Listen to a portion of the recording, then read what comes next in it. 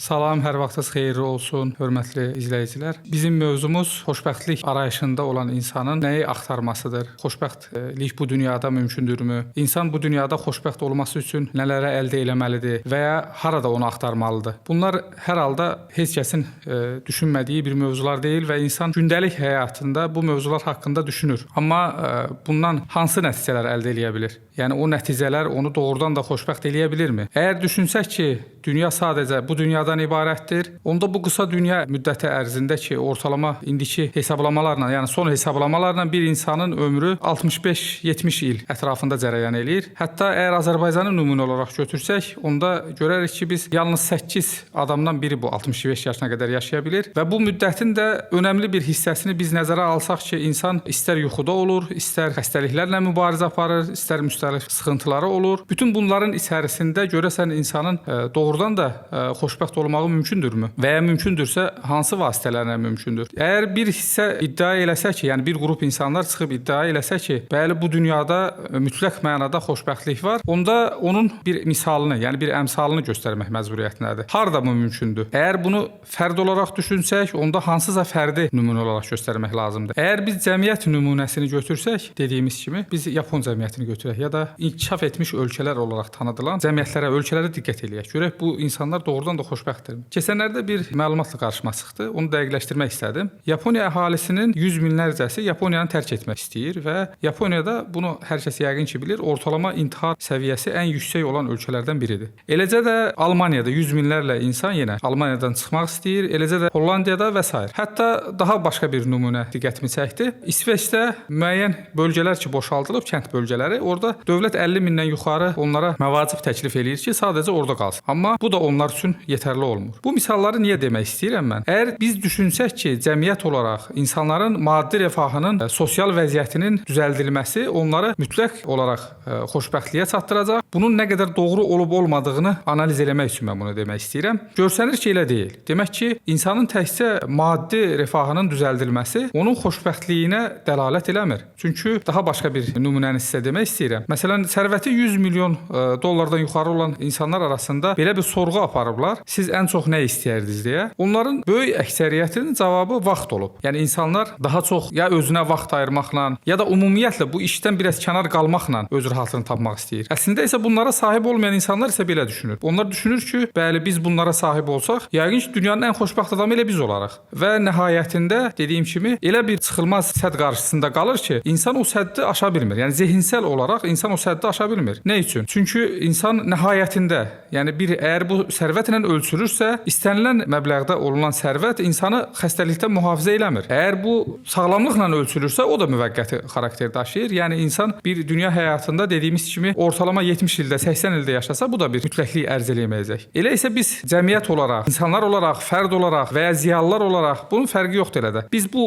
xoşbəxtliyi axtardığımız yeri gözdən keçirməliyik ki, biz axı nə üçün onu sadəcə maddi dünyada axtarırıq? Yəni sadəcə hər insan özündə bunu nümunə olaraq görə bilər. Yəni burada çox böyük bir nümunələrə də əslində bir ehtiyac yoxdur. İnsan sahib olmadığı hər şeyi əldə elədiyi təqdirdə xoşbəxt olacağını düşünür. Bu çox sadə bir məntiqdir. Amma sahib olduqdan sonra o maddi olan, istəyir ən xırdasından deyirəm, uşaqdırsa oyuncağı, əgər böyük adamdırsa paltar, maşın və ya daha vəzifə və nədirsə onu arzuladığı şey, bunları əldə etdikdən sonra çox qısa müddət ərzində onlar görür ki, yox, bu insanı xoşbəxt eləmir. Yəni bu insanın xoşbəxtliyi üçün yetərli olmur. Demək fərd olaraq da, cəmiyyət olaraq da biz bütün bu məsələləri yenidən bir gözdən keçirmək məcburiyyətindəyik. Xüsusən də ki, insanlar özlüyündə, yəni oxuyan insanlar, hal-hazırki dünyada gün ərzində saysız hesabsız məlumatlarla qarşı-qarşıya olan insanlar özünə bu sualı verməlidir ki, mən nədən narahatam? Yəni əgər mənim bir narahatçılığım varsa, nədən narahatam mən? Diqqət eləyin. Yəni insan kənardan diqqət eləyəndə baxırsan ki, bu insanın əslində maddi olaraq həyat ona hər şeyi qismət eləyib. Amma bir narahatçılığı var. Hətta belə deyim ki, onun narahatçılığı daha çoxdur digərlərindən. Yəni məsələyə baxış tərzi, məsələnin onun həyata nə cür əks olunması ilə bağlı olan bir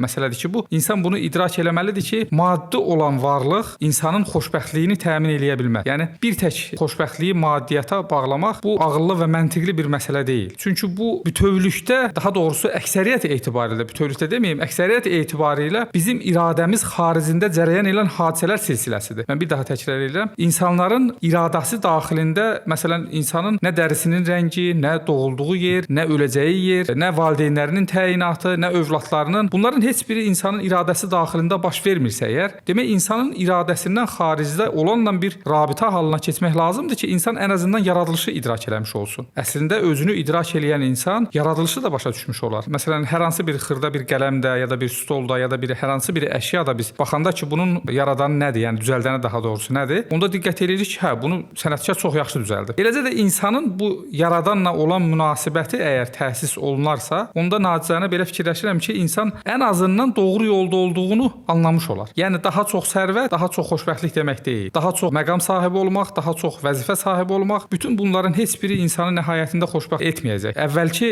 nümunələr və araşdırmalar və eləcə də insanın zehni ilə, ağlı ilə, özü ilə, ruhu ilə olan münasibətləri biraz tənzimlənsə, insan bu nəticəyə çatmış olar. Yəni çox asanlıqla bu nəticəyə çatmış olar. Hə, bir qism insanlar ümumiyyətlə rədd eləyə bilər ki, xeyr, dünya sadəcə maddi dünyadan ibarətdir. Ümumən o insanların əhval-ruhiyyəsi ya da ağlı vəziyyəti heç vaxt normal və sabit ola bilməz. Baxın, bir misal da deyim sizə. Avropa ölkələrində ən çox yayılan və daha doğrusu nümunə olaraq göstərilən məsələlərdən biri budur ki, deməli statistik olaraq hər iki vətəndaşdan birinin şəxsi psixoloqu var. Yəni bu nəyi ifadə eləyir? Hər iki nəfərdən biri məhz hansısa bir psixoloqun yardımı ilə həyatını idam eləyə bilir, yəni yaşaya bilir. Yəni bunun özü bir fəlakət sözcüsüdür. Hə, bir də işin başqa bir tərəfi var. Bu psixoloqların ki, insanlara məsləhət verirlər, onların ümumiyyətlə böyük əksəriyyətinin, yəni siz həyatlarına diqqət eləyin və ya həmin o fəlsəfi cərəyanların öncülərinin həyatlarına diqqət eləyin. Görəcəksiniz ki, Nietzsche-sindən Junguna qədər bir çoxu ya intihar eləyib, ya dəli olub, ya ağlını itirib. Hərəsinin yəni özünə görə bir həyat hekayəsi var və çoxu da fəlakətlərlə dolu bir həyat hekayəsidir. Elə isə özünə çarə tapa bilməyən bu insanlardan və ya özünə çarə tapa bilməyən bu cəmiyyətdən hədəf olaraq göstərib insanları o istiqamətdə yönəltmək məncə ən böyük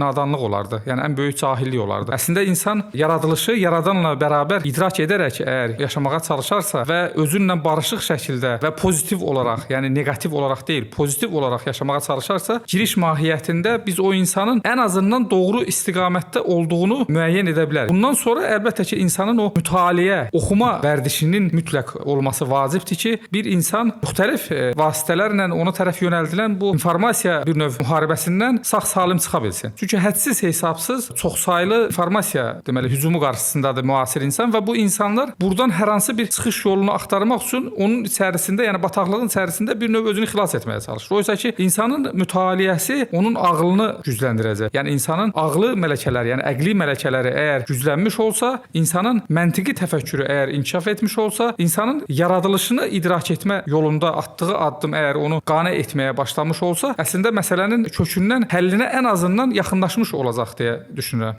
Biz dedik ki, xoşbəxtliyi arayan insan onu təkcə maddi varlıqda axtarmalı deyil, yəni maddiyyətdə axtarmalı deyil dedik və ümumən analiz edərkən biz görürük ki, bəli, insanın maddi varlığı, yəni tək maddi varlığı yetərli səbəb deyil, onun nə zehni xoşbəxtlik üçün yetərli deyil, nə insanın normal maddi xoşbəxtlik üçün yetərli deyil. Demək ki, fərqli sahəyə yönəlmək lazımdır və insan ağlını bu mənada sərbəst buraxmaq olmaz. Yəni insan ağlı mütləq öz yaradılışıyla bağlı olan məsələlərdə tam sərbəstlik ərz eləyərək doğrunu tapacaq deyə bir qayda yoxdur, yəni. Bu çox xırda bir ehtimaldır. Yəni yox hökmündə olan bir ehtimaldır. Oysa ki, insan ruhani bir varlıqdır. Yəni insanın təkcə maddi və fiziki tərəfi yoxdur. İnsan eyni zamanda bir ruhaniyyət və mənəviyyat tərəfi var. Və bu ruhaniyyətin insanın bu dünyaya bağlılığı hansı ölçüdədir? Baxın, sualın cavabı əslində burdadır. Yəni insan sualın cavabını burada axtarmalıdır ki, biz məsələn nəfsimizi, insanı belə düşünək də biz insanı maddi varlığını və ruhani varlıq olaraq düşünək. Maddi varlığı qısa olaraq ona nəfs olaraq adlandıraq və onun o ruhani olan tərəfi ilə, yəni mənəvi olan tərəfi ilə əlaqəsinə diqqət yetirək. Yeri gəlmişkən xatırlatmaq istəyirəm. Molla Nəsrəddinin belə bir lətifəsi var. Deməli Molla Nəsrəddin ulağa minir və ulağa tərs minir. Bunu görənlər soruşur ki, Molla sən hara gedirsən? Niyə ulağa tərs minmisən? Molla cavab verir ki,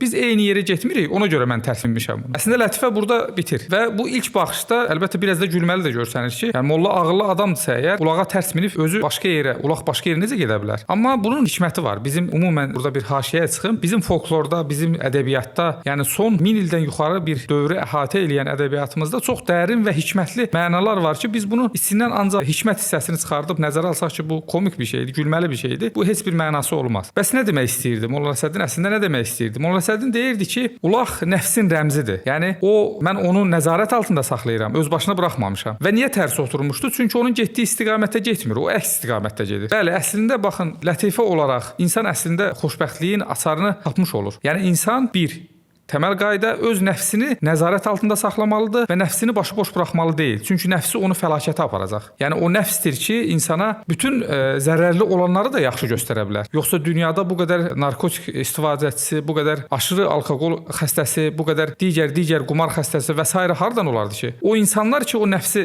sərbəst buraxır, sonradan o nəfsin quluna və köləsinə çevrilir. Artıq o insanların hansısa bir xoşbəxt bir məqam əldə edəcəyini düşünmək absurd olardı, elə deyilmi? Amma biz düşünsək ki, bəli, o nəfsi öz başına buraxmamışıq. Onu nəzarətdə saxlayırıq və onun dediyinin tərsi istiqamətdə, yəni ruhaniyyət istiqamətində biz işimizə davam edirik. Bəli, onda biz bu xoşbəxtliyi də tapmış olarıq. Bir misal da deyim. İlk İslam filosofu olaraq bilinən Əl-Kindinin belə bir əsəri var idi. Tələbə vaxtı o əsər qarşıma çıxmışdı. Dəfül Əhsən deyə. Yəni hüznün ya da kədərin insandan dəf olmağı deyə. Çox qısa bir əsərdir. Tövsiyə edirəm. Qarşınıza çıxsa oxuyun onu mütləq. İnsan tam da bu məsələdən danışır. Əl-Kindi. Ona görə onu misal vermək istəyirəm. Deyir insan maddi olaraq müəyyən vəsaitlərlə, müəyyən bir çabalarla, səylərlə əldə etməyə çalışdığı hər şeyi zamanla itirməyə başlayır və itirdikcə hüzünlənir, itirdikcə kədərlənir. Niyə? Çünki insan onu özününki hesab eləyir və ən nəhayətində ölüm deyə bir gerçəkliklə qarşılaşır. Ölüm gəlib çatdıqda isə ümumiyyətlə dünyalıq insanın əldə etdiyi məlumdur ki, heç nəyi o bir tərəfə apara bilmir. Elə isə müvəqqəti olub və hər dəfə itirdiyində kədərlənəcəyimiz şeylər haqqında insanın bu qədər pessimist, bu qədər çox mənfi düşüncəli olmasına da ehtiyac olmur. Əslində isə insan nə etməlidir? Əslində isə insan bəli ruhani olanını, mənəvi olanının yatırım eləməli idi ki, gələcəkdə onu həmin o maddi olan ki tərk eləyəcək, yəni ölüm deyə bir həqiqət ki var, bundan qaçış yoxdur. O onunla baş-başa qalmış olsun. Yoxsa təkcə maddi olaraq ki, onsuz da bu dünyada da ona xoşbəxtlik mütləq mənada verməyəcək olan bir şeyin arxasınca getmək əlbəttə ki, yenə də ağıl və